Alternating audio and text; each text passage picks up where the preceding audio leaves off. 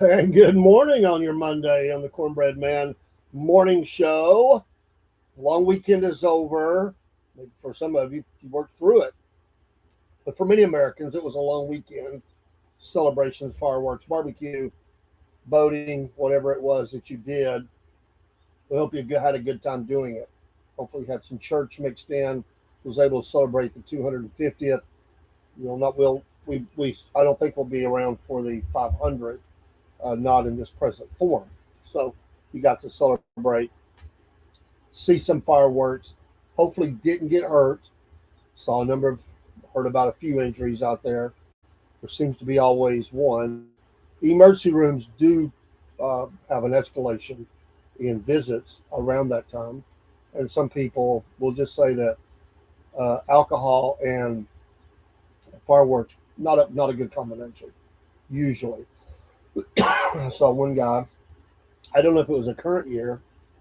It may have been trying to fire off a rocket and it burned his face. I don't know when that was, and I hope he's okay. Not a good deal. But hey, we're glad to be here and another full week of recording or lives or both or whatever. Racing hour tonight. Racing hour tonight. Don't forget. Pretty sure the Chase will be in house. Pray for them. They still have an ongoing issue within their family, medical issue, and they're praying about. So remember them. Remember that family. They will appreciate it very, very much. May have a guest tonight for the Dirt Report. Not sure. And of course, we'll do SFP Sports. Braves pulled out the whipping sticks over the weekend, then got whipped.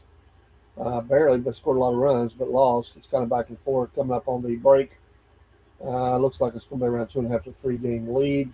Fortunate to have that, I think. I really do. That has shrunk from about 9 games. Other shows will be back on schedule this week. Some we've not had in a while as we continue to bring shows back in a little bit more control. And I don't know if this will be the week. We're uploading. We are uploading information to the new Roku, and we're waiting on them to give us the go. And I've still got some tutorials and things to look over. Most of it is pretty. Most of the things is things I'm used to anyway. But I've already uploaded some logos and backsplashes and all that good stuff. We've uploaded some video for them to make sure everything runs good. And we're just waiting on the engineers at Roku to finish putting the finishing touches on that. And I'm sorry, I'm still having some Wi-Fi with these storms that continue to come in. It may not be the best picture, but it kind of comes and goes. I'm going to call them today. We can get a little bit better handle on when we'll have our full Wi-Fi back here. So that's a problem for us. And we have a meeting Tuesday with a company that's going to guarantee us uptime no matter what we're using. So anyway, we'll get into that. I mean, another storm over the weekend. I mean, it's that time of year. We got hit pretty hard in this area, and it has not been the same. It kind of comes and goes. We'll be good, and we'll be kind of rough. Not been down, but a couple of times during the midst of the storms. But it's been rough, and we have Wi-Fi. We don't have the speed. They won't even give me a speed test. They know it's not good. So anyway, we're working on that. So bear with us. We got a lot of things in motion. Had booms delivered yesterday. Got more on the way. It was 3 of the 4. So our new equipment is starting to come in. That should trickle in today and tomorrow. And sometime this week, we're going to have to take an afternoon and put everything together. And I hope we don't have to go offline for more than half a day just to make sure that we have everything sounding good, all new equipment, with exception of cameras. And that'll be the next phase. Is cameras. We're good with where we're at. New mics, new board, new booms, new everything, new cables. Everything will be brand new in the studio. So biggest upgrade, we started with nothing, and it's the biggest purchase we've ever made for the show. And then the Roku is another expense too. So bear with us as we navigate these different things that we're kind of going through. But they'll all end up for the better. That is the hope. So we hope to. We want that. We share a screen through the haze of bad Wi-Fi. Hopefully, We have it good, for it is written, as I live, saith the Lord, every knee shall bow to me, and every tongue shall confess to God. Amen. Romans 14:11. As I live, saith the Lord, every knee shall bow to me, and every tongue shall confess to God. A couple of places that's mentioned in the scripture. Don't forget our show, First Light, this morning. We aired one that Biscuit Boy and his lovely wife did. Should be, we'll have, we're recording enough of those. We're just about have the whole week done. By Tuesday, we'll probably have most of them done. But we're trying to get those in the hopper. Those also started airing in the local regional Huntsville, Alabama, Chattanooga, Tennessee, Asheville, North Carolina, and Augusta, Georgia is all airing on AM, FM on those stations. A new outreach as well. We were offered a tremendous deal, and so they don't, not every day, but week we have a 15-minute time slot on that to further the outreach of God into those areas. So pray for the First Lights. We'll send them one a week, or we'll upload it. So we don't go live there. We record that and we put it up with Wilkins Communications, and we appreciate them for being patient. We were off for several years. We were there for a good long time, and then we came off for several years. They've always been asking me to come back, so we enjoyed our time there. They're good people. Just a change for us. Also today, this day in history, in 1928, Amelia Earhart became the first woman to fly solo across the Atlantic Ocean. Big deal. 1969, if you believe they walked on the moon. Some people don't. Neil Armstrong and Buzz Aldrin became the first men to walk on the moon.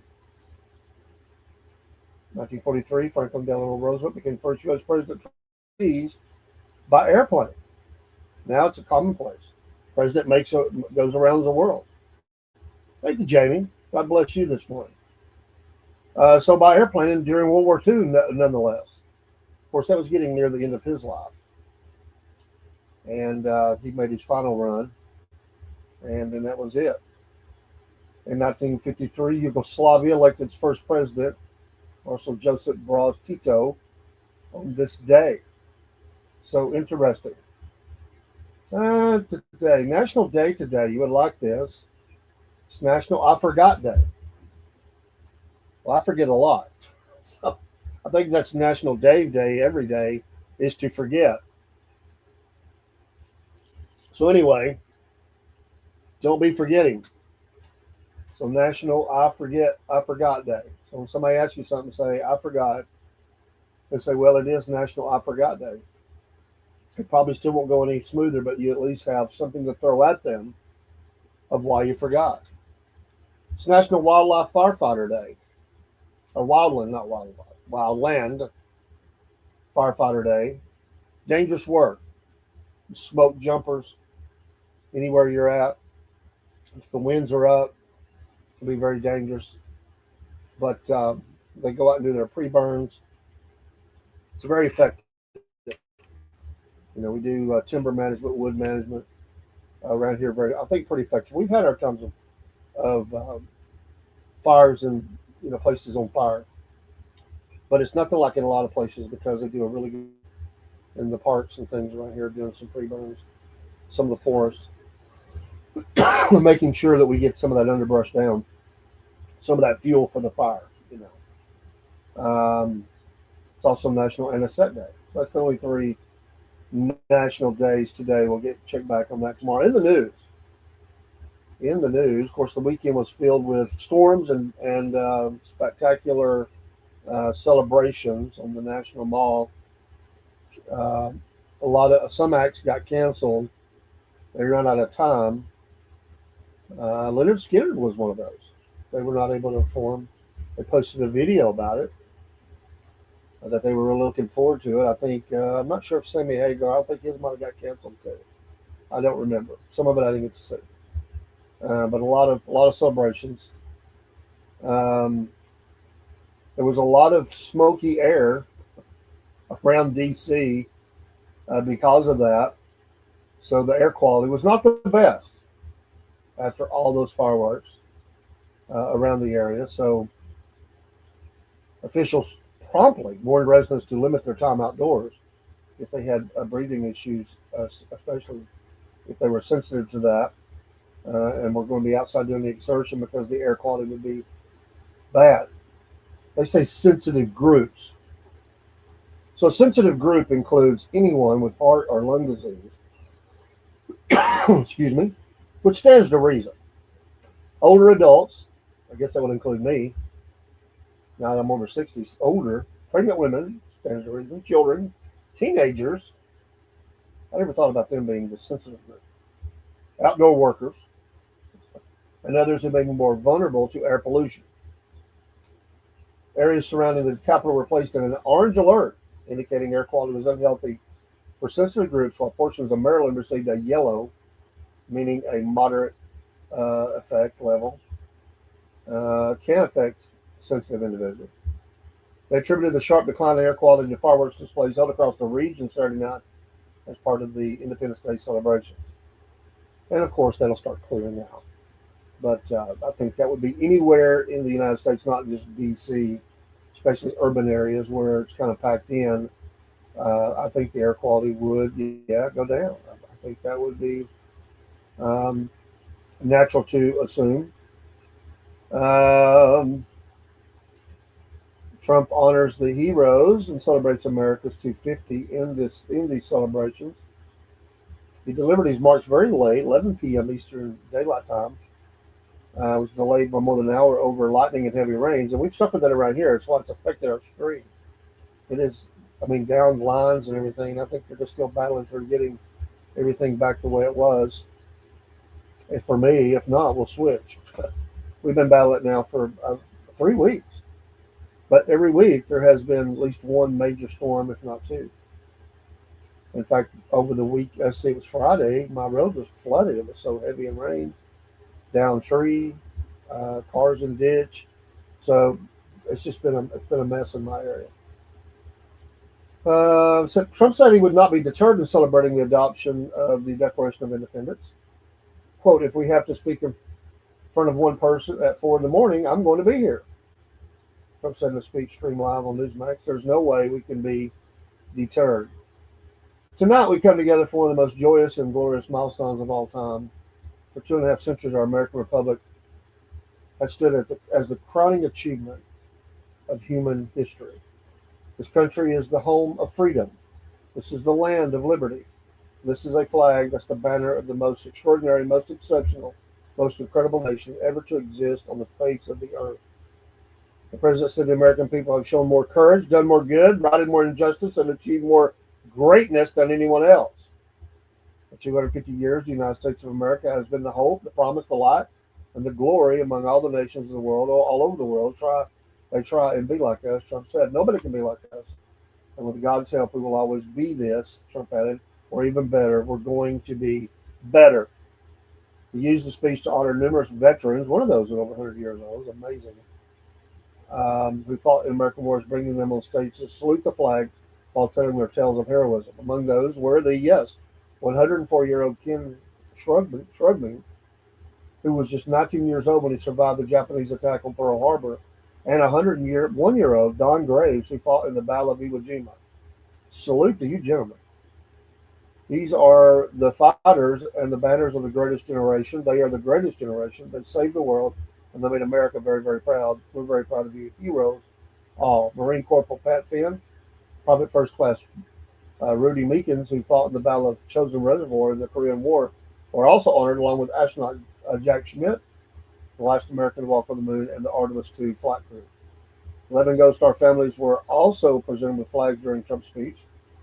Speaking in front of the first American flags produced, Trump praised the Founding Fathers and the signers of, the Declaration of Independence. These 56 patriots put everything at risk, stepped onto the stage of destiny, and seized their victory for the ages. And yes, it did cost them, most of them, everything they had.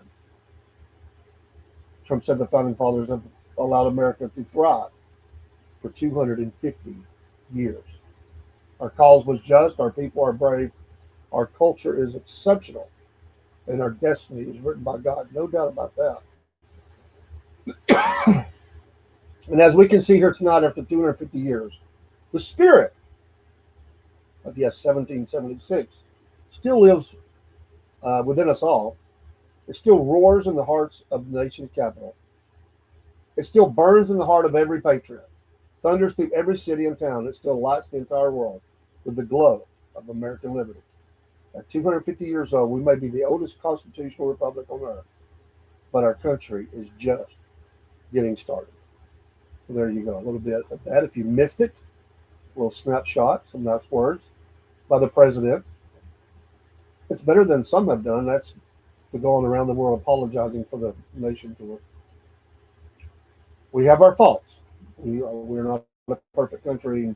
We definitely have our sins. We need to pray about those. Certainly.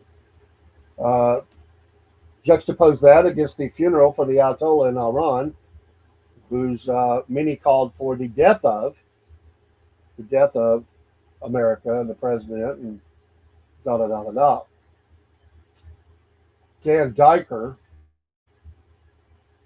who is the president of the Jerusalem Center for Security and Foreign Affairs, told Newsmax on Sunday the only way to defeat Iran's ruling regime, quote, is to defeat it militarily, end quote. Appearing on the Sunday agenda, I don't think anybody wants that, but it could happen. With co-hosts Joe Pinion and Charlie Arnold, Diker argued that the president should maintain maximum military and economic pressure on Tehran, warning the Islamic regime remains committed to destroying both the United States and Israel despite ongoing negotiations. They mean every word of it. I have no doubt about that. Diker said chants of death to America and kill Trump heard during funeral ceremonies for Iran's slain supreme leader Ali Khamenei. We have to keep their feet to the fire because they will do everything in their power to carry out their threats to America. Diker said while most Iranians oppose the ruling regime, the country's leadership still controls the military and security apparatus. I would say 70 to 80 million out of the 91 million Iranians reject this regime, but the regime still stands. They have power and have weapons. He argued that diplomacy alone cannot stop Tehran. The only way to defeat them is to defeat it militarily. It can be done, but it requires strategic patience. He praised Trump for severely weakening Iran through joint U.S.-Israeli military operations, but suggested the administration ease pressure too quickly. President Trump began on the right foot. He almost completely destroyed the regime. Then he took his foot off the gas pedal. He urged the president not to allow Tehran time to rebuild its military or nuclear capabilities. Keep their feet to the fire. Do not let them recover. He warned Iran could use newly available oil revenues to finance renewed aggression, claiming the regime would continue enriching uranium and expanding its ballistic missile program if given the opportunity. As to currently running Iran, following Khomeiни's death, Diker said intelligence assessments indicate his son, Mojtaba, has been seriously injured, leaving the Islamic Revolutionary Guard Corps effectively in control. The IRGC is the hardcore military revolutionary structure. They are in charge. I would agree with that assessment. It seems as though most of the information coming out there was from the IRGC, and I believe that some of those that were trying to negotiate were not with them, and they were separate and speaking solely on their own. There was a fight for power, I believe, within the nation. And there may still be gaps in that across the nation. Could be. This is America's war to win. Israel is the junior partner, but we will be right there in the United States to defeat this really evil regime. Of course, that angers a lot of people. They don't like the Israeli partnership. They don't like Israel at all, hate them. But this is just the news. You take it however you want it. That's those comments that he had. And depending on who you believe, if you go over to Russia, Ukraine, and I get a sense there's a little bit of truth on both sides of this. We've seen Ukraine being able to strike deeper into Russia, and especially have been effective at getting drones and missiles through to hit energy sectors in Russia, which has been causing an effect. And I do believe that is under NATO leadership providing information. They're providing, maybe even providing drones. I don't know. Russia is claiming that they have hit and destroyed 55 different structures over the last few days of military significance to Ukraine, and they've made advances taking over another city. And it seems like that they're losing their ability to manufacture these return gifts back to Russia. but I believe NATO is stepping in and encouraging the fight. But on the Russian side, it is causing disruptions in their economy, their supply chain, and other things. So it's both countries are suffering, as usually happens in war. Ukraine is losing men; they don't have enough to replace them. They're losing more ground in the Donbass, and they're now having to go to more mercenaries hired from around the world. The military is still there, but it's not as there's not as many. Russia has suffered a great loss, maybe more than 1 million soldiers through death and injury. But they have more to gather up, recruit, draft, and the like, and they've used mercenaries as well. 4+ years on, it seems like there's no end to the battle between Russia and Ukraine. I apologize. So after the funeral, it seems as though Iran became more defiant. Of course, they were burying their leader. I would expect that um, they would be angry that way. On July 11th, talks will continue between negotiators for the United States and Iran in Pakistan. So on July 11th, those talks will continue. Um, Moving on in the news, the White House says the Smithsonian pushes woke U.S. history.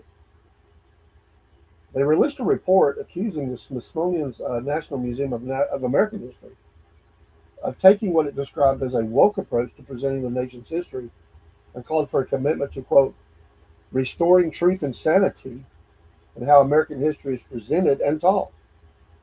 The 162-page report, Saving America's Story, was released Saturday by the White House Domestic Policy Council following the President Trump's March executive order restoring truth and sanity to American history.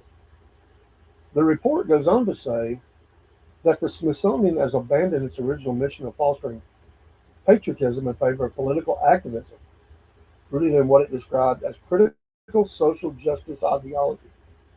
Quote, our central finding is not that the museum has simply added overlooked stories. Rather, it is that the museum leadership has explicitly adopted an ideological framework that no longer treats the American story as a shared national inheritance to be taught or celebrated, but as a political instrument to divide, dispirit, and discourage our citizens. According to the report, the museum minimizes the nation's founding fathers and founding documents while emphasizing themes on systematic racism, oppression, and national failure. It contends visitors will find no major exhibits dedicated to George Washington, Thomas Jefferson, the Continental Congress, or the American Revolution, while figures such as Benjamin Franklin are presented primarily through the lens of slavery. The report also criticizes the museum leadership, particularly Director Anthea Hartig, citing public statements in which she described it as a prime tool for social justice, advocating connecting scholarship with activism, and said the nation's 250th anniversary should be problematized. The report argues that those views conflict with the museum's founding purpose of celebrating Americans' heritage. This is not just the Smithsonian, by the way. There's been a rewriting of history that the federal government's been doing for some time around the country in our national parks to change the narrative. I'm a big advocate of just tell the history. Just tell the great things, tell the ugly. It's history. Don't put it through a filter. Don't spit it out. Don't kind of lighten the negative. Don't overstate whatever. Don't try to put modern thought processes into what happened in history. Someone told me something one time: when you know better, you do better. Well, we've continued to reinvent ourselves as a nation.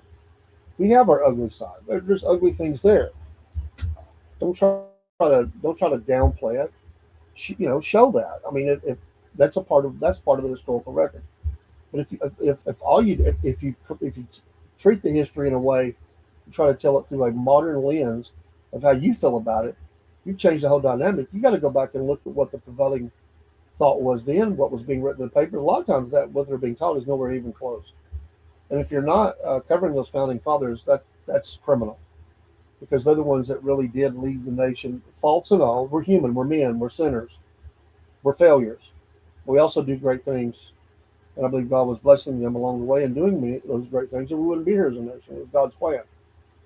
But you need to tell the story.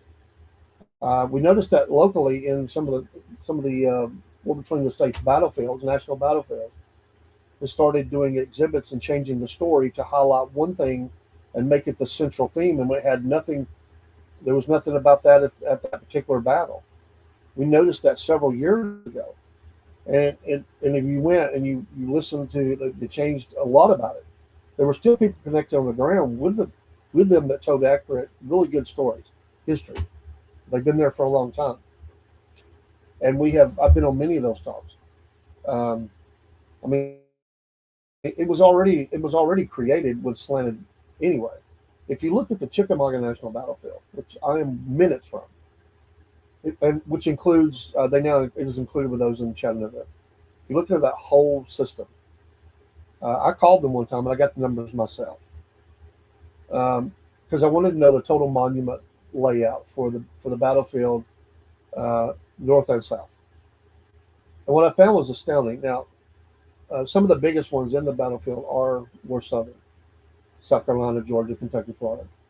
But if you look at the total number throughout the Chattanooga and Chickamauga military system, it's well over 200 are northern, 16 are southern. That's not telling an accurate tale in itself. And if it hadn't been for the efforts of a former Civil War general who was governor of Georgia, I don't think the 16 would have got done. I really don't. Even though they invited veterans there and they helped with the placement of them. The Georgia Monument is the largest monument in the battlefield system. It's huge, and it is southern. But tell a balanced story. There were two sides of the story. And so then they started changing the narrative of what this particular battle, who was involved, and it was slight, but we started noticing it. So I'm not surprised at that. It's there in the South. I can only imagine what would be in urban areas how they've changed the story. So I don't doubt this at all. I've not been to Smithsonian. I would love to visit. I don't want to visit woke ideology. Just tell the history the way it is. Go back and do original manuscripts. Let their letters, let their writings tell the story. That's the problem we have. And we look across the world and we criticize nations who are brainwashing their children into a false narrative, and we do the same thing here, but we clean it up and we do it under different guises like it's something heroic. No, it's not. Tell the story. We're smart enough to figure out what's right and wrong. And you give people information, and if they're talking about the right and the wrong of something, they're going to figure it out. You don't have to slant it. It's just as criminal to do it the other way and to be racist or demeaning or whatever you're doing about it. No, it's horrible. It's an ugly past. There's parts of it that are very ugly. We can't get around that. I got friends who do that. They look back and they try to clean it all up and make it all sound rosy. No, it's ugly. It's ugly. There's an ugly part to it, but it's not the total story. It's not the total story. I'm just, you have to share it all, the warts, the wounds, and all. That's how we learn from it and do better. And remember, if you look back into our country's history, including the Civil War, both sides thought they had a divine right. It's interesting, something to really gather the information from and read. If you look at the sermons of the day, which I've done a lot as a Christian, as a preacher, a pastor, I've shared those things. I actually had an invitation at one point to do a period thing on the battlefield, sharing the sermons of the day, not crafting my own, which I agree with. You should be sharing the sermons as they were shared. In that way, you're also planting the seed of the gospel.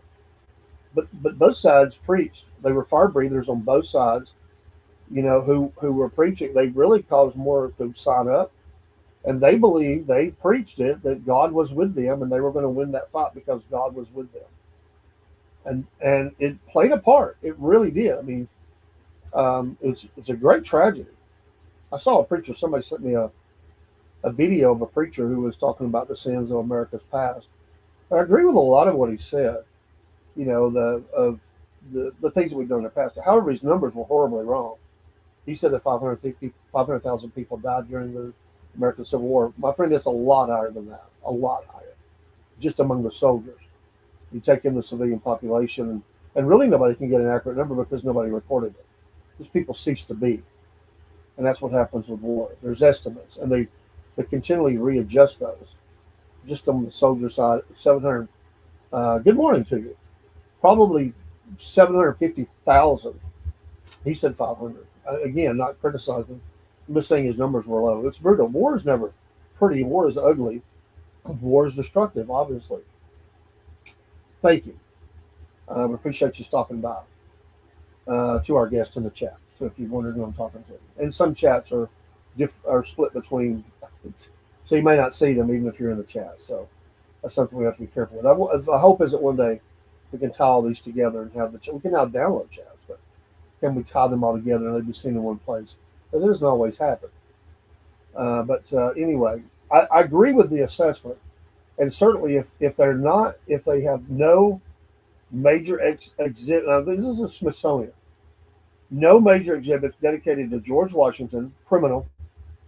How could you not? One of the greatest Americans ever. Look at just on what he's done for the nation as a general and as a president. You're kidding me? Really? You're not going to have him central to the American story? Thomas Jefferson, same way. The Continental Congress, or even the American Revolution, you're not going to cover that in a major way, major exhibit dedicated to that. And then when you did cover Benjamin Franklin, it's mainly primarily through the lens of slavery. They should shut it down if it can't be any better than that. Again, share those parts of it. Yes, there were offspring that were from these men. They've proven through DNA, and that's a part of the story. Men, even great men, have their sinful side. There's nobody walking that's perfect except Jesus. We're only made available, presentable through His precious blood. But to present that and make it like they're evil and there's nothing. We know these men were great. They did many great things. They had their faults, just like anybody. I don't put man on any pedestal, but I can look at the greatness of what they did. I love to study biographies. And if I study biographies, I want to learn about people, and don't give me the sanitized version. Let me read it all. Let me read the bad. That's the one thing I don't like about. Now, I would tell you one of the greatest biographers I ever read was Pete Wade, who was the bass player in UFO. He wrote his own book. Let me tell you, if he had something back, I don't know what it could have been. He told his story. He wanted to tell it, and let me tell you, he did. The problem with biographies a lot of times is that people hide the bad parts, and they just present what they did. They're still interesting, but they're skimming and skipping over. Just give us the facts. I don't put people on a pedestal anyway. I'm not a people follower. I'm not following. But that's one of the things that MAGA gets accused of, or people who voted for the president, whether you're in MAGA or not. I don't know how you join MAGA. I mean, people call you MAGA, and I'm not against MAGA. Make America Great Again. I think I have a couple of hats in the studio. They're just above where the camera's right now hanging up. When I have a Trump sign, you can see that in the corner. People see that in the stream. They get mad. They just get all mad. And that's okay. That's fine. We're redoing some of our walls. There's always I support the president in most things, not everything. But if you follow something, they just you become part of something that is, it's totally evil or totally this or whatever. Or some people say to the other side, it's almost like a brainwashing, as though the president can make no mistakes. I don't. That's ridiculous. I've noticed the failures. He's a man. There's no perfect presidents. There's never been a president who didn't make mistakes. He likes to himself talk about President Lincoln. President Lincoln made plenty of mistakes. Plenty of mistakes. And every president has. We're human. You would hope that the great outweighs the bad. And in many cases throughout our history, we have that. In some cases, it's a wash. It doesn't seem like they really made much of a difference. There was some, that mostly, or it was even balanced. It was kind of hard to see, did they do anything great? That's why they're not remembered much. Some probably should be remembered more, maybe some less, for their lack of contributions to the American, greatness or whatever. Just trying to make the country better. And of course, we're a divided nation. Who is what? I noticed one of the people was in in the Senate, I guess was grilling Marco Rubio on the president falling asleep. And apparently, I've seen a few videos where he's dozed off during some things. He's 80 now, 81, was 80, 81, whatever. I never heard anything about it when Biden did it. Not one word. It's like that from people conservative. Just tell the story, okay? If he fell asleep, he fell asleep. But don't make it like he can't lead the nation. But you were silent when Biden was standing on stage and walking in circles and didn't know how to leave, and the stories go on and on and on. So those are almost useless to watch. They really are. I mean, really useless. Those many of those committee meetings and stuff. It's just a game of gotcha. That's what it's become, and I really find them waste of my time. I'll catch a sound bite here and there. I'm not wasting my life sitting watching every one of them because it's political football. It's who can try to come out looking better, and whoever's in the hot seat is always changing the story. And many times people that resent them and say, "Well, he told him off," or "She told that person." A lot of times that's not even true. I don't know what they're watching, but it's like, okay, it's a back and forth, and I don't know that anybody got showed anything. I'm not saying you shouldn't watch them. I'm just saying that I find them useless sometimes. But the president is not perfect. I don't put him on a pedestal. He's not who I follow. I follow Jesus Christ, who is, was, and will always be perfect.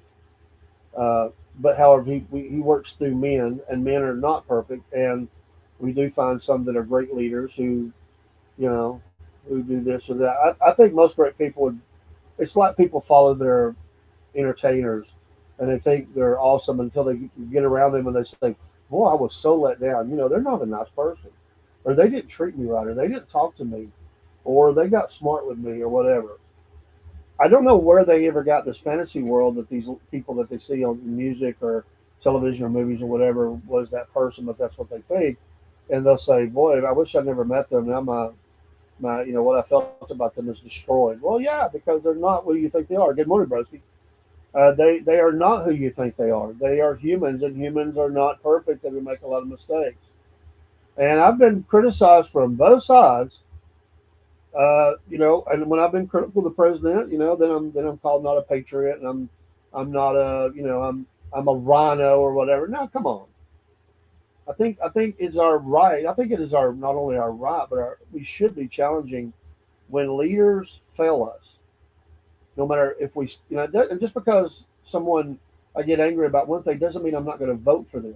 I never voted them thinking they would be perfect. When I see something that I don't like as a voter or as someone that's over, whether it could be a mayor or whatever, then you should challenge. Listen, I expect better. You failed here, especially if they were elected on a platform of say four or five things, and they've not done any of them. Then you should challenge that. And again, it's not easy to lead the nation, and I will say this: nobody's going to be completely happy with how the president ever leads. Someone's going to be mad, and others are going to be mad. And you could take the conflict room with Iran. We've got those that are mad at him that even were even involved, and they're wishing for our demise. Really, American citizens wishing America gets our butt whooped. I mean, get real. Then you got those others that say we should totally annihilate the whole country and just wipe it off the face of the planet. Well, you got a problem there. I mean, there's some Christians there, and there's a lot of Iranians who are not evil and mean and whatever, but the pressure should still be put on, and we should try to. I believe now we're so far in. If they raise that head up, I mean, maybe we need to hit them some more. I don't know. Anti-war people are never going to be for war. War is necessary. I'll say it. And we study it in the Bible. Sometimes wars were authorized. Sometimes wars were necessary, and we see that throughout history. Sometimes wars shouldn't have been fought. Absolutely true. Men and women should never have died in those battles because they should have never happened. Uh, it's always a give and take. You're never going to find consensus on anything. So the president, he can't be looking at the popularity poll about it because the pendulum is always going to swing very hard different ways depending on what the news of the day is. That's why presidents age so quickly. And that we say they don't care, it does stick to them, and you can tell that it bothers them. On even the ones that we would find hardcore Trump. I know that he is concerned about his legacy, and he doesn't want this hanging around his neck. So it is affecting him. People say it doesn't affect him; he don't care. That's not true. He wants out. He would love for this to go away. He wants America to look strong, but he doesn't. His mo. He's never wanted to get America. He wanted to get America out of wars. He has pulled us back in the support of Ukraine to a great bunch, where now NATO is more stepped in. There's still some connection there, but it's not like it was. He has, you know, flexed on some nations. He's done some military operations. But some people would say they're angry at him, saying, "Well, you got us in this mess." Others say we didn't go far enough, or others would say we never should have win.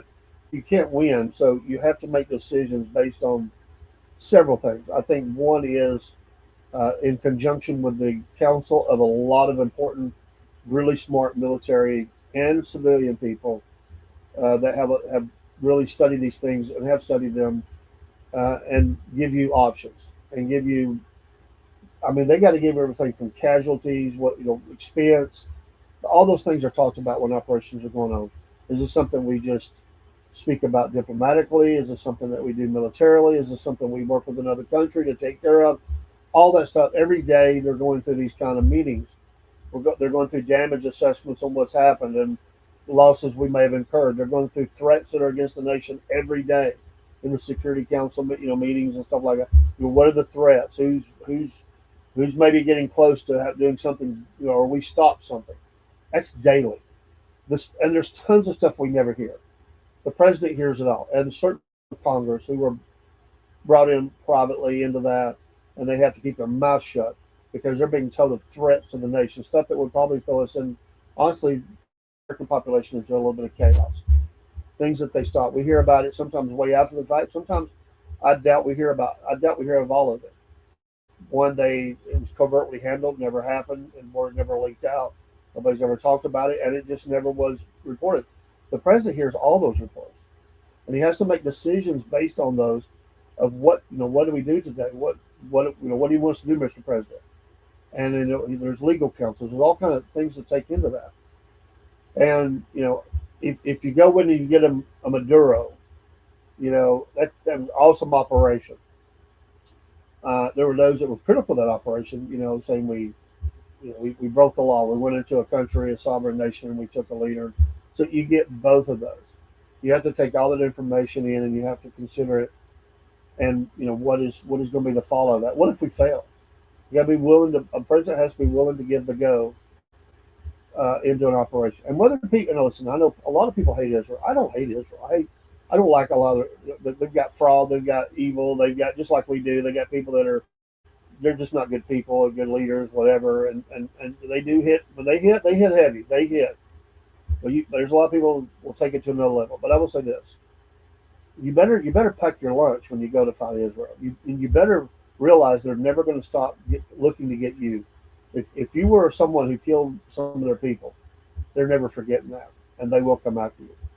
But I was telling we were talking about the raid on Entebbe here recently in the studio, and in fact, Sir Chation he's wanting to watch the movie about it. He's never really been aware of that. He just missed that somehow. He didn't know about it. So we were talking about that. And only one casualty in that operation, which was Bibi Netanyahu's little brother.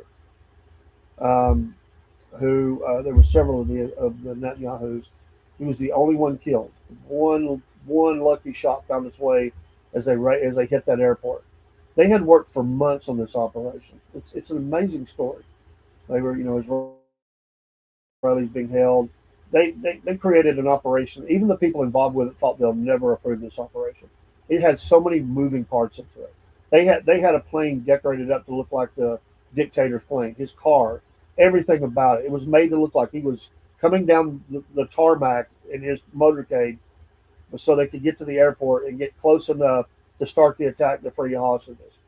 And Jonathan Netanyahu was the only one that was killed. The operation went flawless, pretty much. I think there might have been a few injuries to some of the hostages and stuff, but it was a total win operation. Except they didn't have a casualty. You really expect to have casualties for something like that. And again, when the people that are training, intense training, they were brought into this operation, trained every day, multiple times a day on it for months. They didn't think it would be a go, and when they got the go, they couldn't believe it. It's like, wow, we're finally, because they didn't feel like, they thought it was too risky. That just never would do it. Well, they did it. Somebody, a leader, has to give the go. You know, you know, I remember there's that talk at on the third day of Gettysburg, and this dialogue between leaders, generals, because the Lee has given General Lee has given the order to what became known as Pickett's charge, and it was such a distance, and their general saying, we can't go up this way, we need to go around. They were rejected. It was a lot of talk back and forth, and of course it was an amazing feat of how far they got. Of course, it did fail, and it's been talked about ever since. It was dumb to go that far across the field, and that Lee offered his resignation after that battle. Once he got the army back into across the Potomac, he offered his resignation. It was rejected, but it was bad. It was really bad. And leaders, sometimes, I mean, and you look on the northern side, the Union side, Ulysses S. Grant. I mean, he had a couple like that. He had a couple we kind of left out of his biography as well, his memoirs. He left, I think it was Cold Harbor were left out of that, because that was where he lost a lot of men, and he went up in a possible height, and the death toll was really high. It is said he wept in his tent afterward. That was not his biggest and best day. It's not easy, and when you make decisions like that, and you're leading men and women now into battle, and you're calling for this operation to happen, the body bags are coming back. There's going to be the flag draped coffins. You have to be willing to stand there for that, just as much as you are when you stand and tell them to go. It's not all rah rah. And you're going to carry that with you the rest of your life. And no matter what anybody thinks about President Bush, I will say that those people around him have wrote about this when he would go to Walter Reed and stuff after, and he didn't avoid it. He would go into the rooms to meet the soldiers and their families, and there were many times those families cussed him out. Not every time, but there were those that were very angry because of the condition. You should have never sent him into this, whatever it was. It's your fault. And now look at what, and he took that. And I want to tell you, I have a lot of respect for him, because if you're going to be willing to make the call for them to go into it, and I don't care who the president is. I don't care if it's Obama, Biden, Bush, Reagan, Trump, JD, or whoever in the future. You've got to be willing to walk in those hospital rooms or be at some of those ceremonies. You can't do all of them, but you got to be willing to go in and represent, because you're the one that called for them to go into harm's way, and you've got to be able to listen to those families. And sometimes you might get a hug of the neck, and you might be, we don't blame you, Mr. President. Thank you for coming. Maybe shaking their hands and praying with them, giving medals and stuff to those in the hospital bed. But you're always going to meet those that are going to say, "I hate your guts. Look what you've done in my family. How dare you?" It's not easy. And he stood there, and he didn't try to explain it. He didn't try to soften it. He just listened, and he tried to absorb it and take it in as best he could. It hurt. Sure, it hurts. Would anybody want to stand and face that? As president, you have to do that. So that whole length of time I've been talking, it goes back to what the Smithsonian is doing here. When we go in, and really history is told in the future. How effective was this operation we're in right now with Iran? We'll know in 100 years. Was that effective at all? Maybe it takes 1,000 years. I don't know. Was that really necessary? Did it really make a difference? We really won't know for right now. They're going to look back. And somewhere in the Smithsonian or whatever, history books or whatever, it's going to be written about this time. And there's going to be a writing about the time of the 2 times that President Trump was in office. There's going to be some things there that are probably not going to be very pretty. There's going to be some things there that are awesome. There's going to be things there where he was brave. There's going to be things there where he was maybe he didn't do enough, and that's going to be what's told. So you'll never be like everything is great, but it shouldn't be everything is bad. There should be a balance of what things you did. Was it effective? Were they things that made America safer, better, more productive, whatever it was? Did the president help in that way during that time? There's a room at the Booth History Museum, Western Art Museum in Cartersville, Georgia. If you've never been there, you should go. And it's artwork and stuff. They have many exhibits. One of the exhibits that I really like is the president's room. And you go into this room, and there's all the portraits of the presidents. So the lights are down some.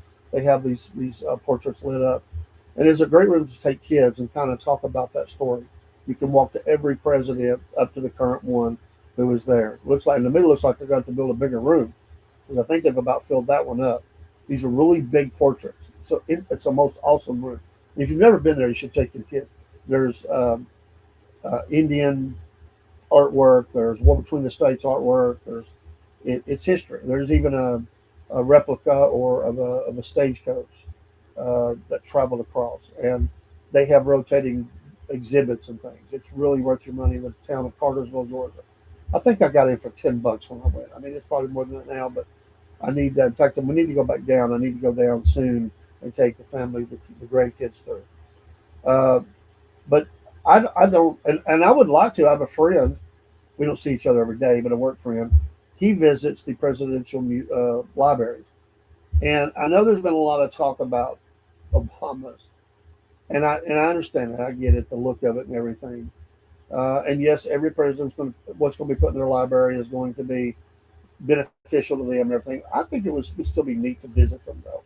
Not everyone has one. These started. I don't remember which president started with.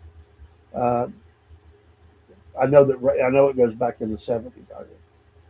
I know that Jimmy Carter, of course, he has one in Atlanta, but most of them are in California, or up in Illinois, and some other places.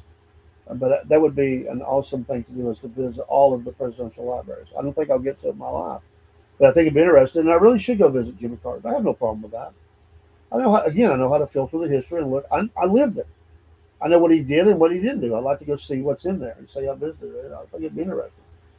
But they should fix this. They really should fix this. I didn't mean to get bogged down in that story. It really ticks me off.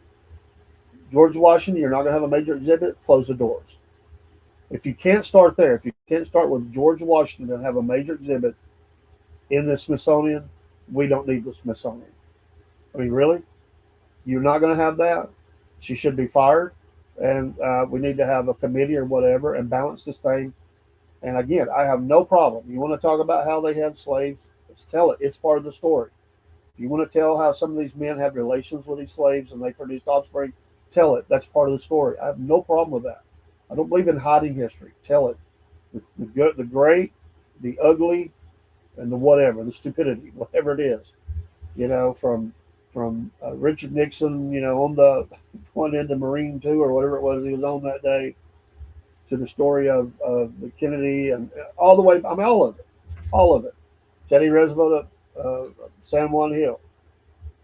Tell it all, but that's ridiculous, and that's the problem we have in our country, and that's why it's important to educate at home, because you send these, and your kids can come back brainwashed to those kinds of things. Anyway, wow. I'm going to have to continue that one. That's going to have to be a pin in news. I have to look at that. I wanted to study in this a little bit more. Thank you for watching. We appreciate you so very much. And again, sorry that somewhat my picture is not the best, but again, it probably makes me look better. Hopefully the sound is good, and we'll continue to try to get that we have a meeting. And I'm going to, again, these storms have been horrible. We've not lessened at all on our end. And in fact, we're improving. So, new equipment, Roku is coming. We got to get it fixed for Roku. So, we'll see y'all 12 o'clock, Wolf Report. Probably pick up some of this for that as well. And we'll see you next time. Tonight, Racing Hour. We'll talk about Chicagoland. We'll talk track. And I think we've got a guest. And we'll talk sports tonight. We'll update the World Cup. Baseball for sure. Football's coming up. Camps will be opening or are opening now. And we'll have much more about that too. Take care. God bless. Drink up, pray up, coffee up, pray up, get up, all those things we say. Go to work. It's a work day. It's Monday. I'm going to do the same thing. We'll see you this evening. Take care.